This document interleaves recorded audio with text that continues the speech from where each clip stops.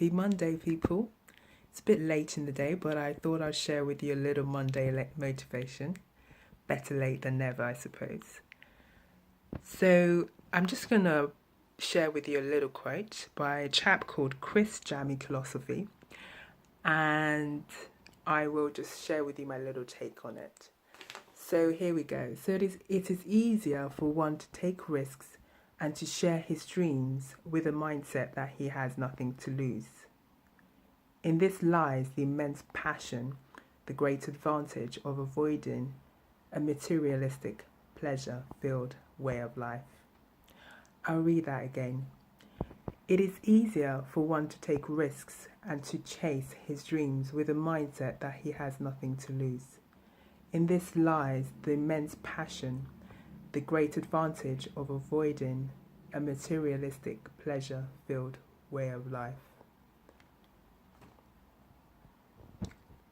Asking the question, what have I got to lose?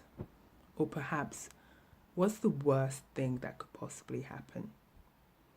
It's a really powerful and profound, simple question to ask oneself when in the case of deliberating whether to make a certain decision that potentially could completely change the trajectory of one's life. So that may be leaving that toxic relationship, that may be venturing into a new job or a new career, whatever it is for you. Asking yourself, what's the worst thing that could possibly happen? Sometimes we stay stuck in our comfort zone, even though we are in pain, even though we're unhappy. It's familiar. That phrase, better the devil you know, rings a bell right now.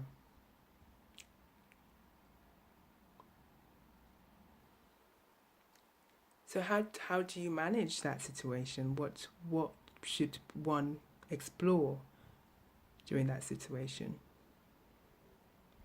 Well, what's the worst thing that could possibly happen would be your first question. What do maybe your peers or your friends say about that? What are the pros and cons of staying? And what are the pros and cons of leaving for you? And once you've got a really good list of the worst case scenario, whatever that is for you, then next key question is, what action points can you take to mitigate those risks? So I'll summarize. What's the worst that could possibly happen? What are the pros and cons of staying in the same situation? And what are the pros and cons of leaving? And finally, what action steps can you take to mitigate or reduce the risk that presents itself from making that change that your heart truly desires? That's it for today. I'll see you tomorrow.